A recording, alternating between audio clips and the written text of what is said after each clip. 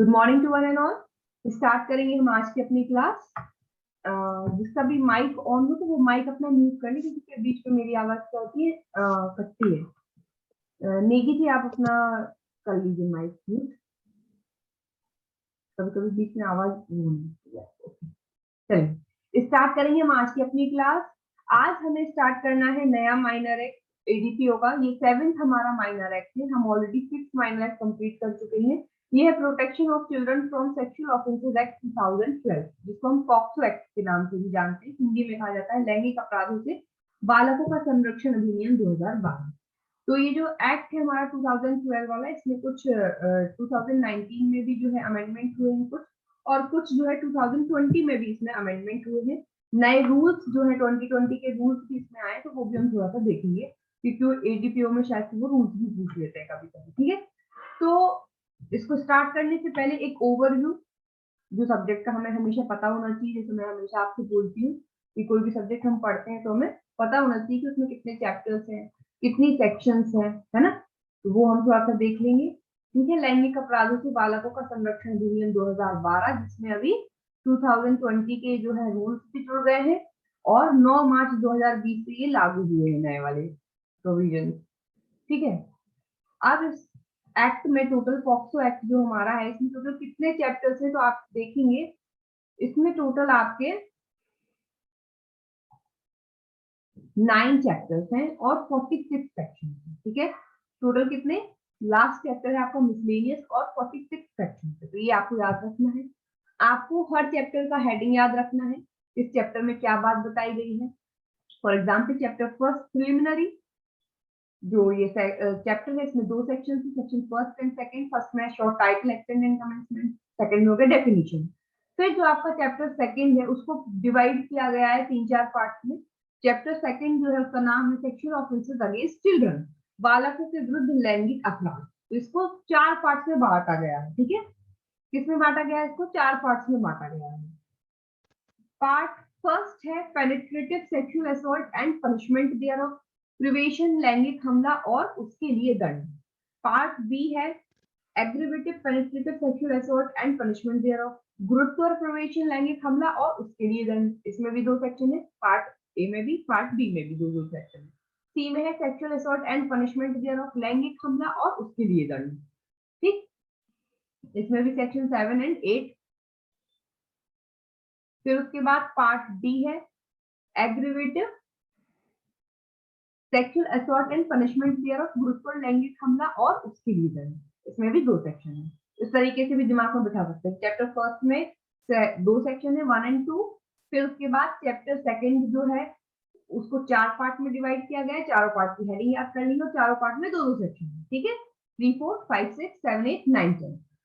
फिर उसके बाद इसका पार्ट ई भी है sexual harassment and punishment thereof, लैंगिक उत्पीड़न और उसके लिए दंड। तो इसमें भी 2 सेक्शन 11, 12। इस प्रकार से जो चैप्टर सेकंड है वो इसमें सेक्शन 4 से लेकर के 12 तक की सेक्शन, सेक्शन 3 से लेकर 12 तक की सेक्शन कवर हो रही है।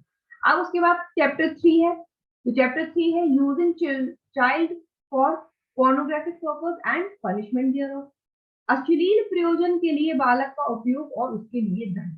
तो यहाँ पर चैप्टर 3 और चैप्टर 3 में 3 सेक्शन। कितना अच्छा इन्होंने जो बनाया हुआ है। चैप्टर 3 में कितनी 3 सेक्शन थी, 13, 14, 15। Use of child for pornographic purpose 13 में बताया गया है, 14 में बताया गया punishment for using child for pornographic purpose and 15 में बताया गया punishment for storage of pornographic material involving child.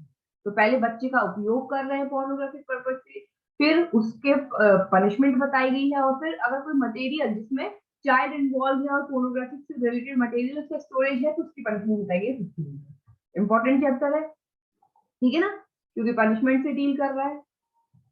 उसके बाद है चैप्टर 4 हमारा। चैप्टर 4 में है abetment and attempt to commit and offences, किसी अपराध का दुष्प्रेरण उसको करने का प्रयत्न इस अध्याय में क्या है, पनिशेबल है। तो अबेटमेंट बताया कि भाई अबेटमेंट ऑफ ऑफेंस होगा नहीं होगा, माना जाएगा, कब माना जाएगा, पनिशमेंट क्या होगी उसकी, और प्रयत्न करता है अगर कोई व्यक्ति संहिता के अंतर्गत इस एक्ट के अंतर्गत किसी अपराध का, तो प्रयत्न पे भी क्या पनिशमेंट उसको मिलेगी वो बताया 18 में। फिर है chapter 5 procedure for reporting of case, मामलों की रिपोर्ट करने के लिए प्रक्रिया। ठीक है, तो मामलों की रिपोर्ट करने के लिए प्रक्रिया में 19-20 और कितनी सेक्शन है देखते हैं इसमें चैप्टर 5 में।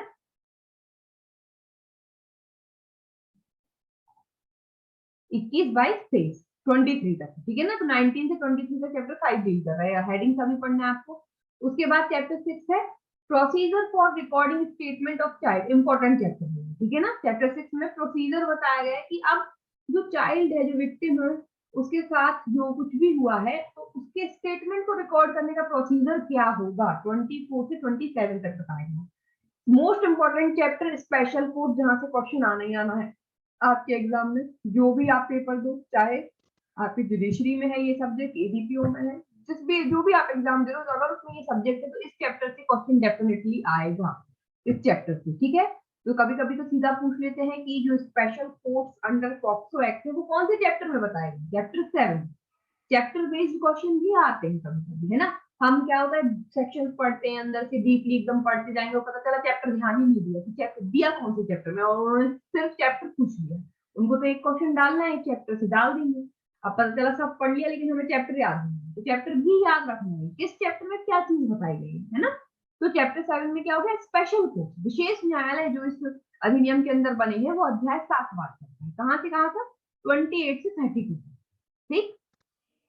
अब उसके बाद है chapter 8 procedure and powers of special courts and recording of evidence. दोनों chapter related to special courts है।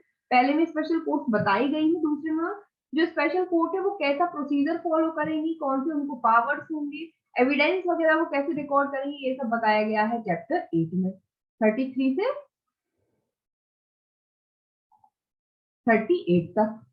उसके बाद है लास्ट चैप्टर मिसलेनियस प्रकीर्ण, 39 से 46 तक। मिसलेनियस में अदर प्रोविजंस बताए गए होते हैं कि भाई रूल मेकिंग पावर किसके पास होगी, है ना। अगर कोई पब्लिक सर्वेंट इस एक्ट के अंतर्गत काम कर रहा है तो उसके खिलाफ एक्शन लिया जाएगा या नहीं लिया जाएगा, है ना। गाइडलाइंस वगैरह ये सब इसमें बताया गया है। तो टोटल 9 चैप्टर हो गए आपके, 46 जो है आपकी सेक्शंस हो गई। शेड्यूल है इसमें,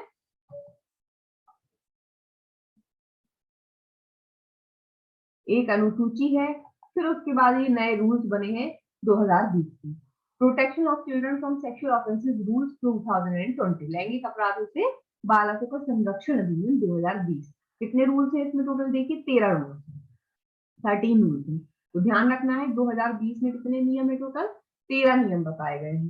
तो ये थोड़ा सा नंबरिंग याद रखना, फिर हम अंदर इसमें थोड़ा सा एक बार रीड जरूर करेंगे कि नियम है क्या, काम के कौन से आपने, ठीक। अब देख लेते हैं पॉक्सो एक्ट बनाने के पीछे का उद्देश्य क्या है, ठीक है। तो जैसा कि आपको पता है कि एडीपीओ के हिसाब से हमें कुछ डेट्स याद रखनी होती है, तो अगेन वही डेट्स रिपीट हो रही हैं। Protection of children from sexual offences act 2012, और ये इसका एक्ट नंबर क्या है, एक्ट नंबर है 32। ये एक्ट नंबर हमें एडीपीओ के हिसाब से याद रखना पड़ता है, जुडिशरी में तो नहीं पूछते हैं लेकिन एडीपीओ के एग्जाम में किसी किसी एक्ट का एक्ट नंबर पूछ लेते हैं। तो एक्ट नंबर 32 ऑफ 2012, ठीक है। तो इसका एक्ट नंबर क्या है, 32 ऑफ 2012। इसका मतलब क्या होता है कि 2012 में ये 32 नंबर का एक्ट था, इसके पहले 31 एक्ट बन चुके थे, ठीक है ना। 31 एक्ट ऑलरेडी जो है बन के तैयार हो गए थे, अधिनियम बन चुके थे 2012 में। उसके बाद ये 32 नंबर का एक्ट आया था, इसके बाद जो भी एक्ट बने होंगे उनको अकॉर्डिंगली नंबरिंग दे दी जाती है। तो ये एक्ट नंबर होता है कि किस ईयर में कौन से नंबर पे ये एक्ट बने, बस इसके अलावा ये कुछ और बात नहीं बताता है ये एक्ट नंबर, ठीक।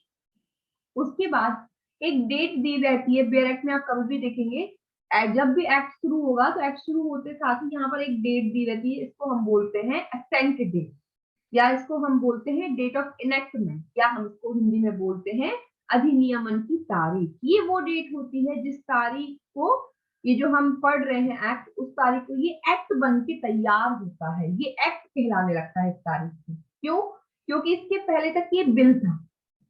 कभी भी कोई एक्ट बनता है तो अकॉर्डिंग जब हम पढ़ते हैं पूरा प्रोसीजर की कैसे कोई एक्ट बनता है, हम कॉन्स्टिट्यूशन से पढ़ते हैं इसको।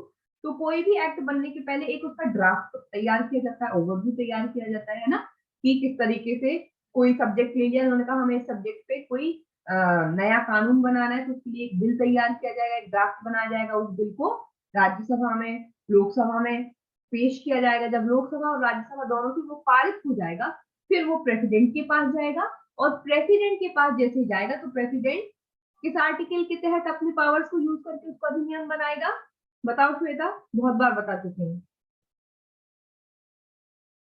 कॉन्स्टिट्यूशन की किस आर्टिकल मैम के तहत? क्वेश्चन लिखिए। 15 कोई भी बिल जब दोनों सदनों से पारित हो जाता है और फिर उसको अधिनियम बनाना है तो प्रेसिडेंट के पास भेजा जाता है, तो प्रेसिडेंट कौन से आर्टिकल के तहत उसको? 141 नहीं, बुलबुल आप मैम बताइए। 111 111, ठीक है ना। आर्टिकल 111 जो है वो राष्ट्रपति को, प्रेसिडेंट को पावर्स प्रोवाइड करता है कि राष्ट्रपति के पास 3 पावर होते हैं। जब कभी भी कोई बिल राज्यसभा और लोकसभा से पारित होकर के प्रेसिडेंट के पास जाएगा तो पहला पावर उसके पास होता है कि वो उसको पास कर दे, अपनी असेंट दे दे। वो उसको देखेगा, उसको लगता है कि हाँ ये बिल्कुल सही बना हुआ है कानून, इसमें कोई गड़बड़ी नहीं है, इसमें कोई संशोधन की आवश्यकता नहीं है, तो वो क्या करते हैं, वो उसको पास कर देते हैं। पास करना मतलब वो असेंट दे देते हैं, अपनी अपनी स्वीकृति दे देते हैं। तो स्वीकृति कैसे देंगे राष्ट्रपति? उस बिल पर हस्ताक्षर करके। तो जिस तारीख को प्रेसिडेंट किसी बिल पर अपनी सिग्नेचर करके उसको असेंट दे देते हैं, अपनी स्वीकृति दे देते हैं, उस तारीख से वो बिल बन जाता है अधिनियम, और वही तारीख कहलाती है डेट ऑफ इनेक्टमेंट। तो ये जो डेट होती है ये होती है डेट ऑफ इनेक्टमेंट, यानी कि 19 जून 2012 को प्रेसिडेंट ने इस बिल पर हस्ताक्षर किए होंगे, अपनी असेंट दी होगी, और उस तारीख से ये क्या बन गया, अब ये कानून बन गया। तो ये डेट होती है कानून बनने वाली, ठीक है। बाकी तो पावर्स और होते हैं, तो जब हम वो कॉन्स्टिट्यूशन पढ़ेंगे तब हम डिस्कस करेंगे 111 में कि अगर उनको लगता है प्रेसिडेंट को कि बिल जो है अभी सही नहीं है, अभी इसमें संशोधन की आवश्यकता है, इसमें कुछ सुधार होंगे, तो वो वापस भेज देते हैं कि अभी आप इसको सुधार कीजिए। फिर होता है वीटो पावर, उनको लगता है कि ऐसा कोई बिल है अगर ये पारित कर दिया गया तो भाई देश में दंगे हो जाएंगे, ये जो है अमानवीय बिल है या समथिंग इलीगल है, उसमें कुछ ऐसा है जिसको अगर पारित कर दिया गया तो देश के हित में नहीं होगा, तो फिर वीटो पावर का यूज करता है आर्टिकल 111 के अंतर्गत, और उसको अपने पास रख लेता है हमेशा के लिए, ठीक। तो इसको डिटेल में हम कॉन्स्टिट्यूशन में समझेंगे। तो अभी हम सिर्फ असेंट डेट देख रहे थे, तो ये डेट ऑफ इनेक्टमेंट है, ठीक है। तो हर एक्ट के स्टार्टिंग में जो सबसे पहले ऊपर डेट दी होती है वो होती है डेट ऑफ इनेक्टमेंट। इस तारीख को ये क्या बन गया, अब ये कानून बन के तैयार हो गया, कानून बन गया, तो ये तो हो गई डेट ऑफ इनेक्टमेंट, अधिनियम बन गया, इसको बोलते हैं अधिनियमन की तारीख, डेट ऑफ इनेक्टमेंट। अब डेट ऑफ इनेक्टमेंट तो हो गई, तो ये तो कानून बन के तैयार हो गया, लेकिन सामान्य जनता के लिए ये लागू कब से होगा, वो भी एक डेट होती है जिसको हम बोलते हैं प्रवृत्त होने की तारीख, लागू होने की तारीख, डेट ऑफ इन्फोर्समेंट या कम इनटू फोर्स लिखा रहता है कि ये एक्ट इस तारीख को प्रवृत्त हुआ। तो डेट ऑफ इन्फोर्समेंट है ना, प्रवर्तन में कब आए, सामान्य जनता के लिए अब ये कब उपयोग में आना शुरू होगा, तो वो डेट आपको हमेशा मिलती है सेक्शन फर्स्ट में। सेक्शन फर्स्ट में हमेशा बताया गया होता है short title, extent and commencement, उसको डेट ऑफ कमेंसमेंट भी बोलते हैं, है ना, कि संक्षिप्त नाम, विस्तार और प्रारंभ, कब से ये एक्ट जो है सामान्य जनता के लिए या देश में प्रारंभ होगा, तो वो डेट आपको मिलेगी सेक्शन फर्स्ट में, जब हम वहां पढ़ेंगे तब बताएंगे, ठीक है। वैसे 14 नवंबर को ये जो है एक्ट लागू हुआ। अब देख लेते हैं इसका ऑब्जेक्ट क्या है बनाने के पीछे। तो ये जो मोटे मोटे अक्षरों में हर बैरेक्ट में दिया जाता है ये होता है ऑब्जेक्ट किसी भी एक्ट का, है ना, कि इसको पीछे का बनाने का उद्देश्य क्या है। तो ये उद्देश्य का भी हम इसको कह सकते हैं, प्रियम्बल भी कह सकते हैं, ऑब्जेक्ट भी कह सकते हैं, और यही ऑब्जेक्ट को लॉन्ग टाइटल भी कहा जाता है। ये हर एक्ट का जो लॉन्ग टाइटल होता है वो कहाँ होता है, उसकी उद्देशिका में निहित होता है। जहां पे प्रियम्बल को बहुत प्रिसाइसली बताया जाता है, बहुत विस्तार से बताया जाता है, तो उसको प्रियम्बल बोलने लगते हैं, और जहां शॉर्ट में बताया जाता है वो उसको हम लॉन्ग टाइटल मान लेते हैं। तो यहाँ पर क्या लिखा गया है, an act to protect children from offences of sexual assault, sexual harassment and pornography and provide for establishment of special court for trial of such offenses and for matters connected therewith or incidental thereto। ये इसका preamble है या उद्देश्य है sex को बनाने के पीछे का, क्या, लैंगिक हमला, लैंगिक उत्पीड़न और अश्लील साहित्य के अपराधों से बालकों का संरक्षण करना और ऐसे अपराधों का विचारण करने के लिए विशेष न्यायालय की स्थापना करना तथा उससे संबंधित या आनुषंगिक विषयों के लिए उपबंध करने के लिए अधिनियम बनाना। ठीक, तो लैंगिक हमला, लैंगिक उत्पीड़न और अश्लील साहित्य वगैरह से जो भी अपराध जो बच्चों के खिलाफ किए जाते हैं उनको प्रोटेक्ट करने के लिए एक्ट बनाया गया। पहला इसका उद्देश्य है। दूसरा है कि ऐसे जो मैटर्स होंगे उनके लिए स्पेशल कोर्ट बनानी है, क्योंकि वो जल्दी मैटर्स ट्राई करें, स्पीडी ट्रायल हो, क्योंकि नॉर्मल कोर्ट में कराएंगे तो बहुत टाइम लग जाएगा, क्योंकि ऑलरेडी बहुत सारे केस पेंडिंग होते हैं, तो इसलिए स्पेशल कोर्ट बना दिए गए।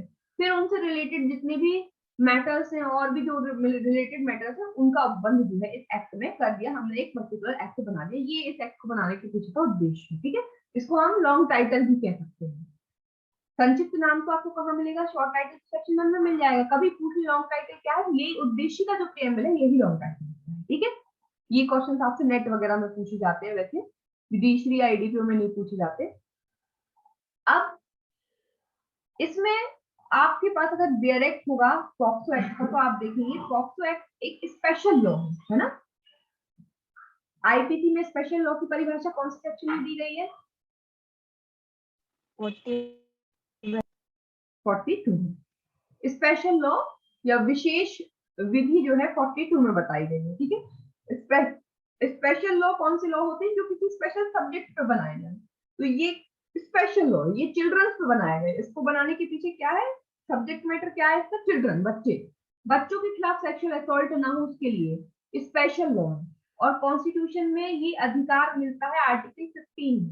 तो बेयर एक्ट में आपको बताया गया है इसके पीछे का सारा थोड़ा सा हिस्टोरिकल बैकग्राउंड, तो ये भी हमें पढ़ना है क्योंकि यहाँ से क्वेश्चन बन सकता है। तो देखिए, whereas clause 3 of article 15 of the constitution inter alia empowers the state to make special provision for children। हम सभी को पता है कि कॉन्स्टिट्यूशन का जो आर्टिकल 15(3) है वहां पर स्पेशल प्रोविजन बच्चों और महिलाओं की बनाने की बात की गई है। ये जो राज्य सरकार है वो बच्चों और महिलाओं के लिए स्पेशल प्रोविजन बना सकती है, तो उसी के तहत ये एक्ट बन के आया है। अगर ये स्पेशल प्रोविजन बन के आया, तैयार हुआ, तो कहाँ से राइज हुआ है? आर्टिकल 15 से स्टेट गवर्नमेंट को पावर मिली है कि वो बना सकता है, तो उसका पावर का यूज करते हुए ये एक्ट बनाया गया है। दूसरी चीज, ये तो हो गया इंडिया की बात। इंडिया में कहाँ से एम्पावरमेंट मिली इस एक्ट को बनाने की? तो आर्टिकल 15, क्योंकि आर्टिकल 15 में महिलाओं और बच्चों को लिए नए कानून बनाने की बात की गई है, स्पेशल प्रोविजन बनाने की बात की गई है। फिर है and whereas the government of India has acceded on the 11th December 1992 to the Convention on the Rights of the Child adopted by the General Assembly of the United Nations, which has prescribed a set of standards to be followed by all state parties in securing the best interest of the child। अब आपको पता होगा कि United state, या इसमें जो word use किया गया है यूनाइटेड नेशंस, तो यूनाइटेड नेशंस में बहुत सारी कंट्रीज जो है क्या है? पार्टिसिपेंट्स हैं, पार्टीज हैं। तो यूनाइटेड नेशंस ने जो है डिसाइड किया कि बच्चों के बेस्ट इंटरेस्ट के लिए हमें क्या करना है? कानून बनाना है, क्योंकि सिर्फ भारत देश ऐसा देश नहीं है जहाँ बच्चों के साथ अपराध होते हैं, अदर देशों में भी होते हैं। तो जो यूनाइटेड नेशंस की महासभा है, संयुक्त राष्ट्र की जो महासभा है, वहां पर बालकों के अधिकारों से संबंधित अभिसमय कन्वेंशन जो है वहां पर बनाया, असेंबली में जो है अडॉप्ट किया गया, जिसमें बालक के सर्वोत्तम हितों को सुरक्षित करने के लिए सभी राज्य पक्षकारों द्वारा पालन किए जाने वाले मानकों को विहित करता है। भारत सरकार ने तारीख 11 दिसंबर 1992 को जिसको अंगीकृत किया। तो यूनाइटेड नेशंस की जनरल असेंबली ने एक नियम बनाए, मतलब उन्होंने नाम दिया, उसको क्या दिया? बालकों के अधिकारों से संबंधित अभिसमय। ये नाम याद रखना है, क्या है? Convention on the right of the child. Convention on the right of the child, बालकों के अधिकारों से संबंधित अभिसमय। तो इस कन्वेंशन में जो जो स्टेट पार्टीज थी, तो संयुक्त राष्ट्र की महासभा ने क्या कहा कि जितनी भी स्टेट पार्टीज इस कन्वेंशन का पार्ट है वो इस कन्वेंशन में बताए गए नियमों के अनुसार अपने अपने देश में क्या करेंगी? आप लोगों को कानून बनाना है। तो इंडिया में इंडियन कॉन्स्टिट्यूशन के आर्टिकल 15(3) के तहत ये एक्ट आया है, और यूनाइटेड नेशंस की जनरल असेंबली में जो ये कन्वेंशन है इसके अकॉर्डिंग हमने ये एक्ट को बनाया है।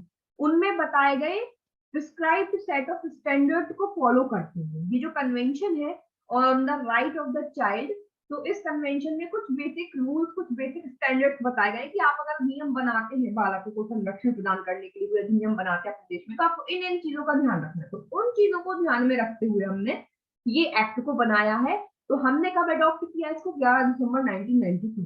ठीक है, तो इंडिया का ध्यान रखना है कि इंडिया ने ये जो कन्वेंशन है इसको कब से अडॉप्ट किया? 11 दिसंबर 1992 को हमने अडॉप्ट कर लिया। फिर क्या हुआ आगे?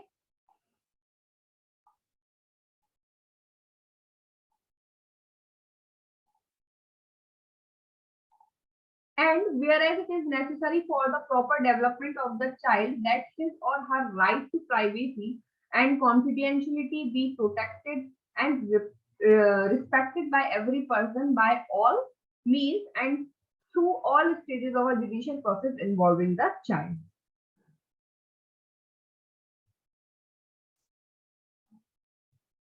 बालक के उचित विकास के लिए यह आवश्यक है कि प्रत्येक व्यक्ति द्वारा उसकी निजता और गोपनीयता के अधिकार का सभी प्रकार से तथा बालकों को अंतर्वर्णित करने वाली न्यायिक प्रक्रिया के सभी प्रक्रमों के माध्यम से संरक्षित और सम्मानित किया जाए। यह अनिवार्य है कि विधि ऐसी रीति से प्रवर्तित हो कि बालक के अच्छे शारीरिक, भावात्मक, बौद्धिक और सामाजिक विकास को सुनिश्चित करने के लिए प्रत्येक प्रक्रम पर बालक के सर्वोत्तम हित और कल्याण पर सर्वोपरि महत्व के रूप में ध्यान दिया जाए। बालक के अधिकारों से संबंधित अभिसमय के राज्य पक्षकारों से निम्नलिखित का निवारण करने के लिए सभी समुचित राष्ट्रीय, द्विपक्षीय या बहुपक्षीय उपाय करना अपेक्षित है। मीन्स इसमें बताया गया है कि जब भी ये एक्ट बना है तो उनसे रिक्वायरमेंट क्या की गई कि जो कन्वेंशन की बात की गई है, तो कन्वेंशन में कहा गया था कि जितनी भी स्टेट पार्टीज हैं जब भी वो नियम बनाएंगी तो वो इन चीजों को निवारित करेंगे। क्या क्या? किसी विधि विरुद्ध लैंगिक क्रियाकलाप में लगाने के लिए किसी बालक को उत्प्रेरित या प्रपीड़न करना, इनको रोकने के लिए विधि बनानी है आपको। वैश्यावृत्ति या अन्य विधि विरुद्ध लैंगिक व्यवस्था में बालकों का शोषणात्मक उपयोग करना, है ना, इस तरीके की अगर कोई व्यक्ति कार्य कर रहा है तो उसको निवारित करना है। अश्लील गतिविधियों और सामग्रियों में बालकों का शोषणात्मक उपयोग करने से निवारित करना। तो ये जो कन्वेंशन हुआ था, अभी समय जो हुआ था कन्वेंशन, तो उसमें राज्य पक्षकारों को ये चीजें क्या करनी है? प्रिवेंट करनी है, नियम बनाकर। बालकों के लैंगिक शोषण और लैंगिक दुरुपयोग जघन्य अपराध है और उन पर प्रभावी रूप से कार्यवाही करने की आवश्यकता है। ये चीज आपको डायरेक्ट में इतना मिलेगा पढ़ने के लिए मैटर, तो आपको ध्यान रखना है। एक बार इंग्लिश में भी रीड कर लेते हैं। And whereas it is necessary for the proper development of the child that his or her right to privacy and confidentiality be protected and respected by every person, by all means and to all stages of a judicial process involving the child, and whereas it is imperative that the law operates in a manner that the best interest and well-being of the child are regarded as being of paramount importance at every stage, to ensure the healthy physical, emotional, intellectual, and social development of the child. And whereas the state parties to the Convention on the Right of the Child are required to undertake all appropriate national, bilateral, and multilateral measures to prevent, first, the inducement or coercion of a child to engage in any unlawful sexual activity, the exploitative use of children in prostitution or other unlawful sexual practices, the exploitative use of children in pornographic performance and material. And whereas sexual exploitation and sexual abuse of children are heinous crimes and need to be effectively addressed. ठीक, तो ये general assembly जो थी उसका ये उद्देश्य था पूरा। ये जो हमने नीचे के 3 पैराग्राफ पढ़ी, ये क्या है? जनरल असेंबली यूनाइटेड नेशंस ने जो कन्वेंशन बनाया उसका पर्पस बताया है कि उस कन्वेंशन का ये पर्पस था। और कन्वेंशन में मैं ये स्टेट पार्टी को कहा था कि आपको ये चीजें प्रिवेंट करने के लिए लॉ बनाना है, और उसके तहत जो है हमने ये कन्वेंशन 11 दिसंबर 1992 को अडॉप्ट किया और अकॉर्डिंगली हमने ये एक्ट जो है बना के अपने देश में तैयार कर लिया।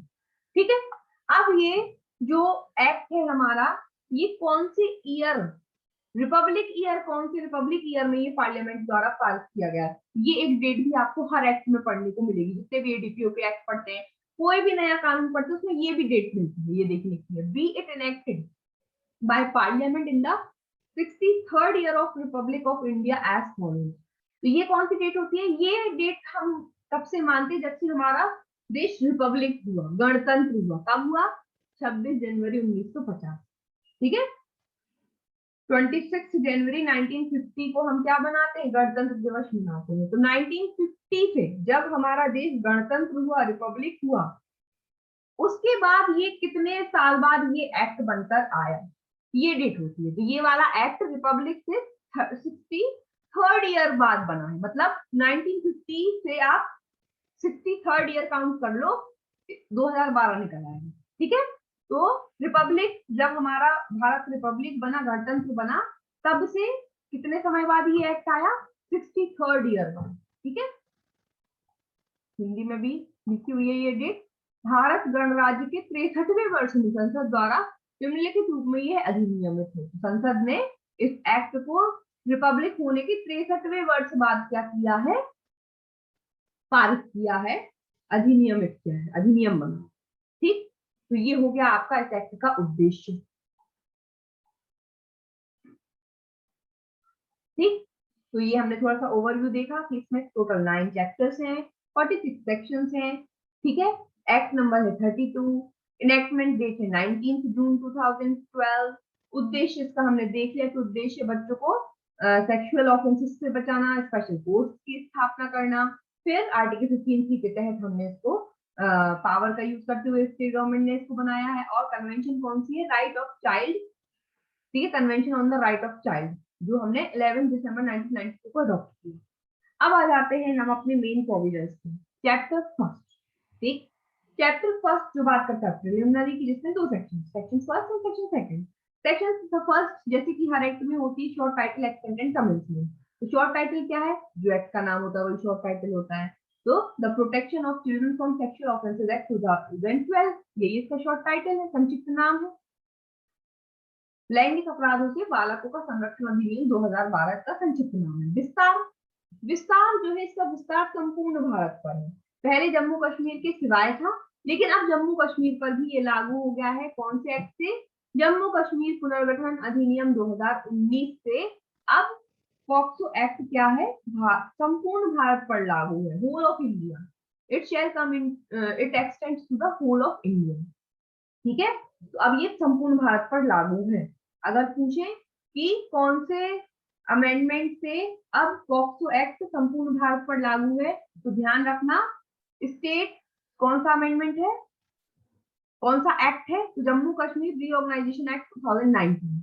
किस एक्ट के तहत ये अमेंडमेंट हुआ है कि अब जम्मू कश्मीर पर भी ये एक्ट लागू है, या अदर एक्ट, आईपीसी भी अब जम्मू कश्मीर पे लागू है, सीआरपीसी भी अब जम्मू कश्मीर पे लागू है। हर एक्ट जो जम्मू कश्मीर पे अब लागू हो गया है, वो एक्ट का नाम क्या है? Jammu and Kashmir reorganisation act 2019, याद रखना है। अब है ये लागू कब हुआ? It shall come into force on such date. तो यहाँ पर सेंट्रल गवर्नमेंट जो डेट बताएगी उस तारीख से ये लागू होना है। तो देखिए छोटा सा 2 लिखा हुआ है, फुटनोट में आपको मिल जाएगा। कम इनटू फोर्स ऑन 14/11/12, यानी कि 14 नवंबर 2012। तो ध्यान रखना ये एक्ट कब लागू हुआ है? 14 नवंबर 2012 को। ठीक, डेट याद रखना। आज 13 नवंबर है, 14 ही है आज 13 नवंबर है। कल इस एक्ट को शुरू करना चाहिए था, है ना? तो कल 14 नवंबर है और कल की तारीख से ये एक्ट जो है 2012 के ईयर में ये लागू हो गया, सामान्य जनता के लिए खुल गया था। ठीक है, 14 नवंबर 2012। अब 14 नवंबर को और क्या है भाई, याद है किसी को? मैम जवाहरलाल नेहरू जी का जन्मदिन और चिल्ड्रंस डे। जवाहरलाल नेहरू जी के जन्मदिन पे चिल्ड्रंस डे मनाते हैं, है ना? तो चिल्ड्रंस डे के दिन बच्चों के लिए ये एक्ट लाया गया। इस तरीके से भी हम याद रख सकते हैं इसको, है ना, कि चिल्ड्रंस डे 14 नवंबर जवाहरलाल नेहरू जी का जन्मदिन, जिसको चिल्ड्रंस डे के नाम से, बाल दिवस के नाम से जाना जाता है। तो बाल दिवस के लिए, बालकों के लिए ये एक्ट आया, पॉक्सो एक्ट। ठीक, 14 नवंबर 2012, बस ईयर याद रखना। अब देखिए सेक्शन 2 डेफिनेशन, परिभाषा। तो कितनी परिभाषाएं दी गई हैं? सबसे पहले तो हम एक बार नजर देख लेना चाहिए। तो 1 2 3 4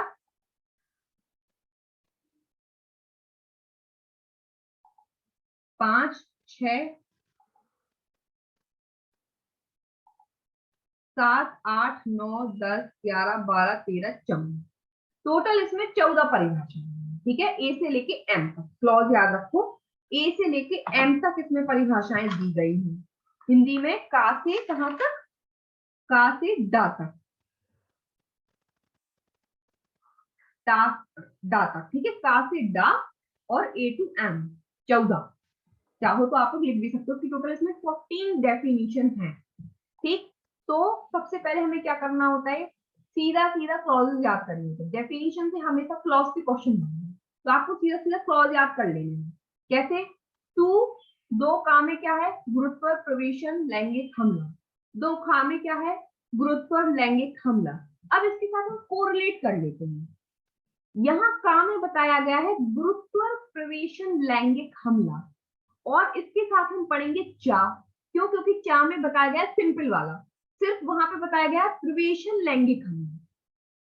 तो हम इनको क्या कर लेंगे, कनेक्ट कर लेंगे कि चा में है प्रवेशन लैंगिक हमला और का में हो गया गुरुत्व प्रवेशन लैंगिक हमला। इसी प्रकार से खा में है गुरुत्व लैंगिक हमला और झा में है ओनली लैंगिक हमला। ठीक,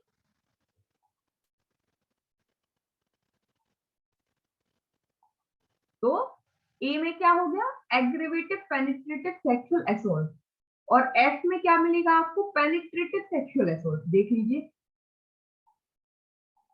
ये देखिए एफ में क्या है, पेनिट्रेटिव सेक्सुअल असॉल्ट, और ए में क्या है, एग्रीवेटिव। फिर उसके बाद सेक्सुअल असॉल्ट है आई में, और बी में क्या है, एग्रीवेटिव। बस एग्रीवेटिव वर्ड जुड़ गया वहां, गुरुत्व। यहाँ पे सिंपल सेक्सुअल असॉल्ट है, वहां पर थोड़ा सा गंभीर प्रकृति का एग्रीवेटिव फॉर्म का, तो बी। तो इसके साथ क्या करना है, बी। तो इस तरीके से लिख लीजिए कि बी में है एग्रीवेटिव सेक्सुअल असॉल्ट और आई में है सेक्सुअल असॉल्ट। फिर उसके बाद सी में क्या है, सशस्त्र बल एवं सुरक्षा बल। डी में है बालक, ये इंपॉर्टेंट है क्योंकि हम पॉक्सो एक्ट पढ़ रहे हैं जो चिल्ड्रन से रिलेटेड है, इसलिए अपने आप में चिल्ड्रन शब्द अपने आप में क्या इंपॉर्टेंट बन जाता है। पूछ सकते हैं कि भाई चाइल्ड को इस एक्ट में कहां डिफाइन किया गया है, 2D में। क्या मतलब है चाइल्ड का, इस एक्ट के पर्पज से चाइल्ड का मतलब है जिसकी आयु 18 वर्ष से कम है। ठीक, तो आपको सबसे पहले क्लॉज क्लॉज याद कर लेना है। ठीक, तो आप लोग क्लॉज याद करेंगे, कल मैं आप लोगों से पूछूंगी कि इस क्लॉज में क्या वर्ड डिफाइन किया गया है। ठीक है, ये आपका होमवर्क रहेगा कल का। तो देखिए, aggravated penetrative sexual assault has the same meaning as assigned to it in section 5। तो डेफिनेशन क्लॉज में इस एक्ट में आपको ज्यादा कुछ दिमाग में नहीं लगाना क्योंकि इसमें डेफिनेशन दी ही नहीं है। इसमें सिर्फ ये बताया है इसका मतलब क्या है, इन्होंने कह दिया इसका मतलब वही है जो सेक्शन 5 में। तो ये ऐसे क्वेश्चन ऐसे ओटी तो आते नहीं है, तो ओटी क्या बनेगा, सिर्फ क्लॉज बनेगा। अगर वो पूछेंगे तो ये पूछेंगे कि डेफिनेशन क्लॉज में कहाँ डिफाइन किया गया, किस क्लॉज में। तो आपको सिर्फ क्लॉज क्लॉज याद करना है इस एक्ट की डेफिनेशन में। ठीक है, तो ए में है एग्रीवेटिव पेनिट्रेटिव सेक्सुअल असॉल्ट जो सेक्शन 5 में बताया गया है। बी में है एग्रीवेटिव सेक्सुअल असॉल्ट जो सेक्शन 9 में बताया गया है। इसके साथ पढ़ लेंगे हम एफ और जी। तो प्रवेशन लैंगिक हमला वही है जो धारा 3 में बताया गया है, और लैंगिक हमला वही है जो धारा 7 में बताया गया है। ठीक है, पेनिट्रेटिव सेक्सुअल असॉल्ट क्या है, जो धारा 3 में बताया गया, सेक्शन 3 में बताया गया, और सेक्सुअल असॉल्ट क्या है जो सेक्शन 7 में बताया गया है। फिर आ जाइए वापस 3 पे, 3 पढ़ना है। सशस्त्र बल एवं सुरक्षा बल से संघ के सशस्त्र बल या अनुसूची में यथा विनिर्दिष्ट सुरक्षा बल या पुलिस बल अभिप्रेत है। तो इसमें थोड़ा डेफिनेशन पढ़ने लायक है, तो ध्यान रखें। यहाँ पे सशस्त्र बल और सुरक्षा बल से क्या मतलब है, सेंट्रल के, स्टेट के और पुलिस। ठीक है, आर्म्ड फोर्स और सिक्योरिटी फोर्स। तो आर्म्ड फोर्स मतलब यूनियन की आर्म्ड फोर्स, और सिक्योरिटी फोर्स और पुलिस फोर्स जो शेड्यूल में बताई गई है वो। ठीक, तो यूनियन की आर्म फोर्स, सेंट्रल गवर्नमेंट की आर्म फोर्स होती है वो, और इस एक्ट की शेड्यूल में जो पुलिस फोर्स और सिक्योरिटी फोर्स बताई गई है वो यहाँ पर सिक्योरिटी फोर्स और आर्म फोर्स मानी जाएगी। अब चाइल्ड बहुत इंपॉर्टेंट है, तो इंपॉर्टेंट मार्क कर लीजिए। 2D में चाइल्ड डिफाइंड है। इस एक्ट के पर्पज से चाइल्ड का मतलब होता है जिसकी आयु, जिसकी एज बिलो 18 ईयर्स। ठीक, नेक्स्ट आगे आएंगे।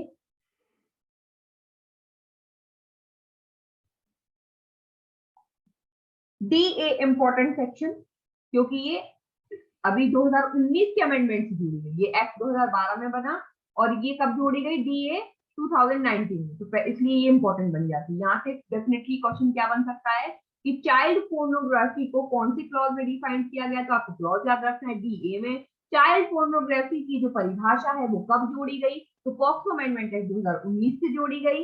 ज्यादा होगा तो ये भी पूछ सकते हैं कि ये जो डेफिनेशन है चाइल्ड पोर्नोग्राफी जो 2019 के अमेंडमेंट से जोड़ी गई है, ये लागू कब से हुई, तो वो भी आपको मिल जाएगा फुट नोट में। फुट नोट में दिया हुआ है कि ये जो परिभाषा है अमेंडमेंट एक्ट 2019 से जोड़ी गई और ये कब से लागू हुई, 16 अगस्त 2019। तो आप लोग चाहें तो लिख लीजिए ये परिभाषा कब से लागू हुई, 16 अगस्त 2019।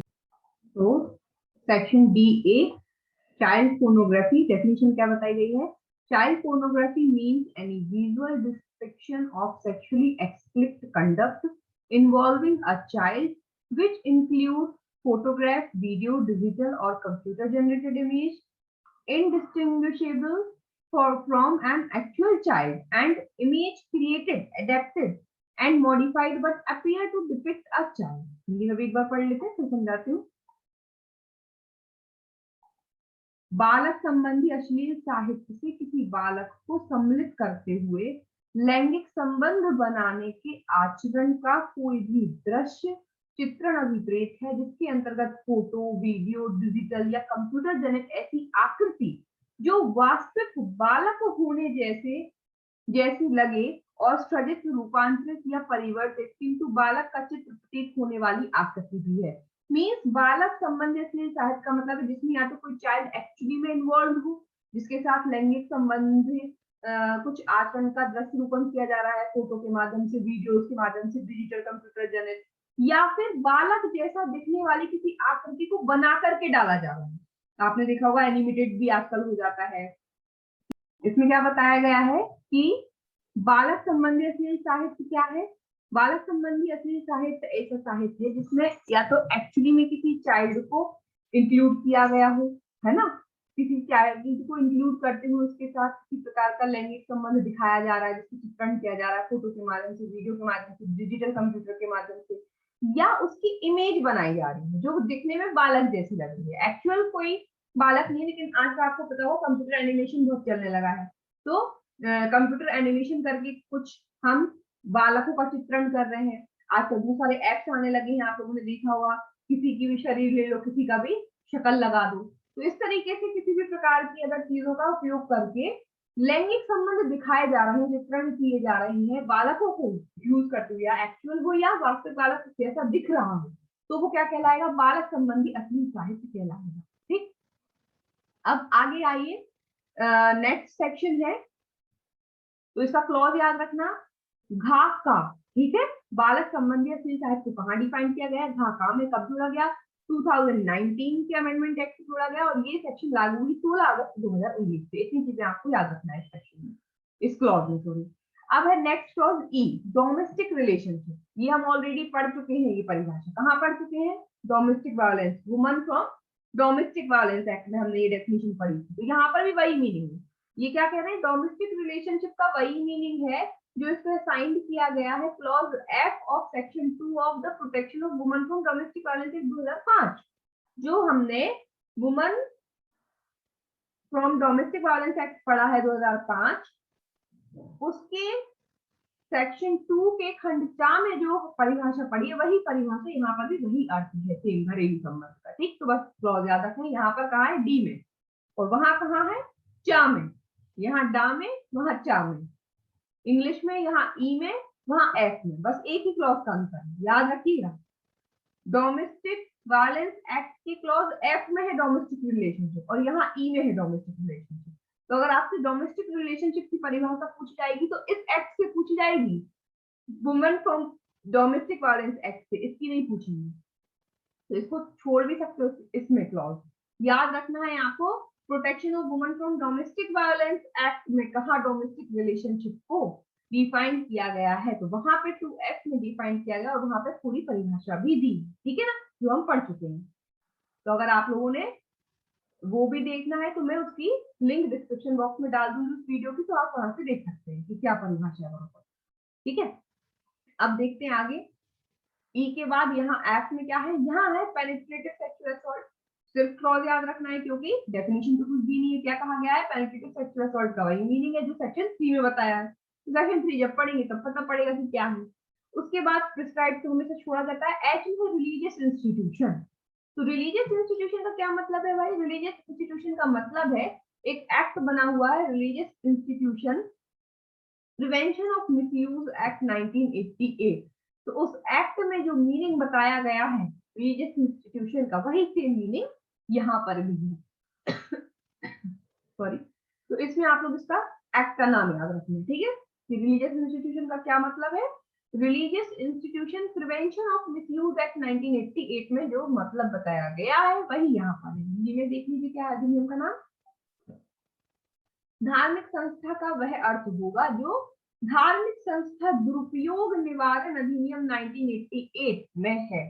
ठीक, तो धार्मिक संस्था दुरुपयोग निवारण अधिनियम 1988 के तहत जो अर्थ है वही यहाँ पे धार्मिक संस्था है।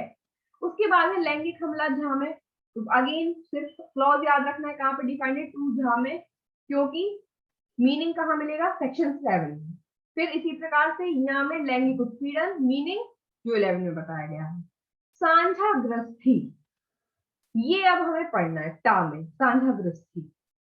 शेयर्ड हाउस होल्ड, ये डेफिनेशन भी हमने डोमेस्टिक वायलेंस एक्ट में पढ़ी थी, ठीक है। लेकिन यहाँ पर protection of woman from domestic violence act में जो परिभाषा दी थी इन्होंने वहां वाली ये नहीं लिखा कि वही अर्थ होगा जो वहां पढ़ी थी, है ना। तो यहाँ पर पढ़ लेते हैं, वहां की और यहाँ की ध्यान रखना, क्लॉज और डेफिनेशन।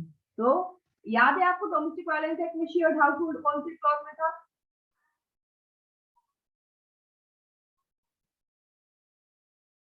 जो यूट्यूब पे ये देख रहे हैं वो मुझे कमेंट बॉक्स में कमेंट करके बताएंगे कि protection from domestic violence act के किस क्लॉज में शेयर्ड हाउस होल्ड साझा गृहस्थी को डिफाइन किया गया है। और आप लोग भी याद नहीं है तो याद कीजिए, ऐसे नहीं पढ़ना है अपन को, याद करते जाना है, हर चीज एग्जाम में भी पूछेंगे तो ध्यान रखना। अब शेयर्ड हाउस होल्ड की जो डेफिनेशन है वो ठीक है, चेक करना एक बार पूरा, है ना, कि वो टू किस क्लॉज में है और यहाँ पर उसके साथ में मेंशन कर लेना। मैंने जानबूझ के मेंशन नहीं किया अभी ताकि आप लोगों से पूछ सकूं, ठीक है, ठीक है। अब देखिए यहाँ पर क्या है meaning, shared household means a household where the person charged with the offence lives or has lived at any time in a domestic relationship with the child. Shared household या साझा गृहस्थी का मतलब है कि ऐसी गृहस्थी अभिप्रेत है जहां अपराध से आरोपित व्यक्ति बालक के साथ घरेलू नातेदारी में रहता है या किसी समय पर रह चुका है।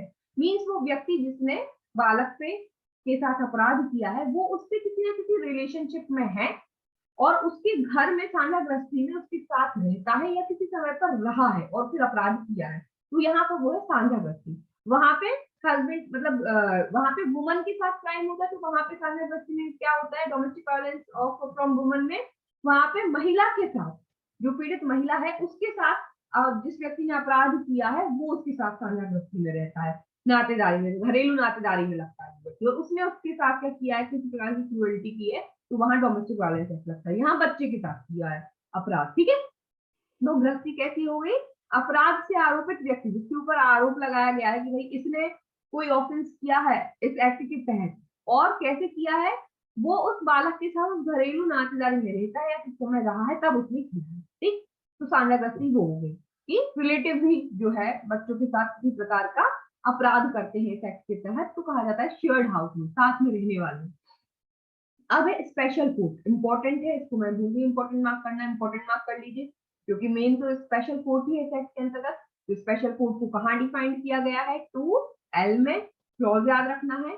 मतलब क्या है, special court means court designated as such under section 28 में जो डेजिग्नेट की गई है स्पेशल कोर्ट विशेष न्यायालय 28 में, वही यहाँ पर, ठीक। एम में है स्पेशल पब्लिक प्रोसिक्यूटर, एम में क्या है, special public prosecutor means a public prosecutor appointed under section 32। अब देखिए यहाँ पे स्पेशल पब्लिक प्रोसिक्यूटर वो नहीं है जो सीआरपीसी का है, यहाँ पर स्पेशल पब्लिक प्रोसिक्यूटर 32 में बताया गया है। तो जब हम सेक्शन 32 पढ़ेंगे तब आपको पता चलेगा कि सीआरपीसी में जो पब्लिक प्रोसिक्यूटर होता है वो यहाँ पे स्पेशल पब्लिक प्रोसिक्यूटर होता है, जबकि सीआरपीसी में स्पेशल पब्लिक प्रोसिक्यूटर की क्वालिफिकेशन अलग है और पब्लिक प्रोसिक्यूटर की क्वालिफिकेशन अलग है। सीआरपीसी में कहां पर डिफाइंड किया गया है पब्लिक प्रोसिक्यूटर को, क्लॉज बताइए। मैसेज तो बताना, मीन चैट बॉक्स में बताना है ना श्वेता। जो लोग यूट्यूब पे देख रहे हैं वो कमेंट करके बताएंगे कि सीआरपीसी में कौन से क्लॉज में डिफाइंड किया गया है पब्लिक प्रोसिक्यूटर को, और पब्लिक प्रोसिक्यूटर और स्पेशल पब्लिक प्रोसिक्यूटर से संबंधित सेक्शन कौन सी है। डेफिनेशन क्लॉज में कहां डिफाइन किया गया है, और यस श्वेता ने तो आंसर सही दिया। ठीक है, तो आपको क्या बताना है, जो लोग यूट्यूब के माध्यम से देख रहे हैं कि स्पेशल पब्लिक प्रोसिक्यूटर को कौन सी सेक्शन में बताया है सीआरपीसी में, पब्लिक प्रोसिक्यूटर को कौन सी सेक्शन में बताया है, और कौन से क्लॉज में डेफिनेशन दी, डेफिनेशन कहाँ दी और प्रोविजन कहाँ दिया अंडर अपॉइंटमेंट ऑफ। ठीक, तो यहाँ पर जो स्पेशल पब्लिक प्रोसिक्यूटर है वो वही है जो सीआरपीसी में सिंपल पब्लिक प्रोसिक्यूटर है। ठीक है, वहां स्पेशल पब्लिक प्रोसिक्यूटर के लिए 10 साल का एक्सपीरियंस होना चाहिए एज एन एडवोकेट, लेकिन यहाँ पे 7 साल का होना चाहिए। तो वहां पे जो पब्लिक प्रोसिक्यूटर है, पब्लिक प्रोसिक्यूटर के लिए सीआरपीसी के अंतर्गत क्वालिफिकेशन होती है 7 साल की प्रैक्टिस, तब पब्लिक प्रोसिक्यूटर बनेगा। तो यहाँ पे 7 साल की प्रैक्टिस में स्पेशल पब्लिक प्रोसिक्यूटर बना देते हैं, लेकिन सीआरपीसी में स्पेशल पब्लिक प्रोसिक्यूटर के लिए 10 साल का एक्सपीरियंस चाहिए। ठीक, ये अंतर है दोनों जगह। तो क्लॉज याद रखना एम में डिफाइन है। आगे देखते हैं। ठीक है, हिंदी में भी क्लॉज देख लीजिए। ठा में विशेष न्यायालय और डा में विशेष लोक अभियोजक। ठीक, ठा विशेष न्यायालय, डा विशेष लोक अभियोजक। विशेष लोक अभियोजक सीआरपीसी के अंतर्गत सिर्फ जो लोक अभियोजक है वही यहाँ पे विशेष लोक अभियोजक है। अब इसमें सबसेक्शन 2 में ये बताया गया है कि अब जितने भी वर्ड्स बचे हुए हैं, जितने भी एक्सप्रेशन सब बचे रह गए जो इस एक्ट में डिफाइन नहीं किए हैं, और अगर वो वर्ड्स यहाँ पर यूज हुए हैं तो उनका वही मतलब होगा कि अगर उनको सीआरपीसी में डिफाइन किया है, उनको अगर आईपीसी में डिफाइन किया है, उनको अगर जेजे एक्ट 2015 में डिफाइंड किया है, तो हम उनका अर्थ वहां से यहाँ पे ट्रांसफर कर लेंगे और इंफॉर्मेशन टेक्नोलॉजी एक्ट 2000 में दिया है। ठीक है ना, तो जितने भी वर्ड सब बचे रह गए हैं जो यहाँ पे डिफाइन नहीं कर पाए और वो ऑलरेडी डिफाइंड है आईपीसी, सीआरपीसी, जेजे एक्ट और आईटी एक्ट में, तो उनको हम वहां से उनका मीनिंग ले लेंगे और वहां से वही अर्थ यहाँ पे लगा लिया जाएगा जो वहां पर डिफाइन किया गया। बार बार हम हर एक्ट में क्या नहीं करेंगे, डिफाइन नहीं करेंगे, क्योंकि हम एक्ट को लेंदी नहीं बनाएंगे, इसलिए ऐसा ये क्लॉज डाल दिया जाता है कि अब भाई जितने भी पद बचे हुए हैं जिनको इस एक्ट के अंतर्गत परिभाषित नहीं किया गया, लेकिन ऑलरेडी वो आईपीसी में डिफाइंड है, ऑलरेडी वो सीआरपीसी में डिफाइंड है, जेजे एक्ट में डिफाइंड है, ऑलरेडी वो सूचना प्रौद्योगिकी अधिनियम में डिफाइंड है, तो भैया वही से उनका मतलब निकालेंगे। बार बार हम डिफाइंड डेफिनेशन नहीं देंगे, है ना, कानून बनाने में इतना समय वेस्ट नहीं करेंगे। ठीक, तो ये हो गई आपकी सेक्शन 2 कंप्लीट और chapter 1 of POCSO act complete हो गया। नेक्स्ट क्लास में हम स्टार्ट करेंगे चैप्टर 2। ठीक है, चलिए, थैंक यू मैम। वेलकम, मिलते हैं नेक्स्ट क्लास में।